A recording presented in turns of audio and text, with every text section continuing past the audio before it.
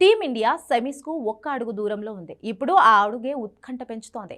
భీకర ఫామ్లో ఉన్న వెస్టిండీస్ పైన విజయం సాధించాలంటే టీమిండియా అన్ని రంగాల్లోనూ రాణించాలి. జింబాబ్వే పైన బౌలింగ్ విమర్శలకు కారణమైంది. వెస్టిండీస్లో ఓపెనింగ్ జోడీ నుంచి చివరి వరకు మంచి హిట్టర్లు ఉన్నారు.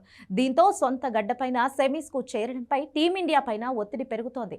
సెమీస్ చేరితో అక్కడ అసలు సిసలైన సమరానికి ప్రత్యర్థి జట్లు ఖరారయ్యాయి.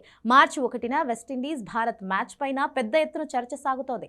స్వదేశీ గడ్డపైన జరుగుతున్న ప్రపంచ కప్ లో టీమిండియా పైన అంచనాలు పెరుగుతున్నాయి. వెస్టిండీస్ పైన గెలిస్తేనే సెమీస్ కు చేరుకుంటుంది. ఓడితే టోర్నీ నుంచి నిష్క్రమిస్తోంది. దీంతో ఈ మ్యాచ్ సూర్య సేనకు చావో రేవో అన్నట్లుగా మారింది. జింబాబ్వే పైన జరిగిన మ్యాచ్ లో బ్యాటర్లు రాణించినా బౌలర్లు సత్తా ప్రదర్శించలేకపోయారు. హర్షదీప్ మినహా మిగిలిన వారు బౌలింగ్ లైన్ తప్పింది. భారీ బౌండరీలు ఇచ్చారు. ఇదే పరిస్థితి వెస్టిండీస్ మ్యాచ్ వేళ క్రికెట్ ఫ్యాన్స్ లో కొత్త టెన్షన్ పెంచుతోంది. బ్యాటింగ్ లో వెస్టిండీస్ టీంలో అందరూ పూర్తి ఫామ్ లో ఉన్నారు. వరుణ్ చక్రవర్తి ఆశించిన స్థాయిలో ఈ టోర్నీలో రాణించకపోవడం టీంకు మైనస్ గా మారుతోంది. ఇక వెస్టిండీస్ తో గెలిస్తే భారత్ సెమీస్ ప్రత్యర్థి కూడా సిద్ధమవుతుంది. ప్రత్యర్థి గ్రూప్ లో తొలి స్థానంలో ఉన్న టీంతో భారత్ ఆడాల్సి ఉంటుంది.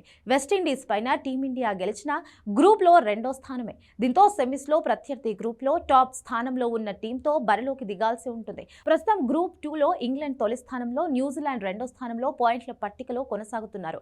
ఈ రోజు మ్యాచ్ తరువాత ఇంగ్లాండ్ గెలిస్తే తన స్థానం సుస్థిరం చేసుకుంటుంది. ఇదే న్యూజిలాండ్ గెలిస్తే టాప్ కు చేరుకుంటుంది. న్యూజిలాండ్ గెలిస్తే ఇక పాక్ టోర్నీ నుంచి నిష్క్రమించాల్సిందే. దీంతో భారత్ మార్చి 1న వెస్టిండీస్ తో గెలిస్తే తొలి సెమీస్ లో ఇంగ్లాండ్ లేదా న్యూజిలాండ్ తో తలపడాల్సి ఉంటుంది.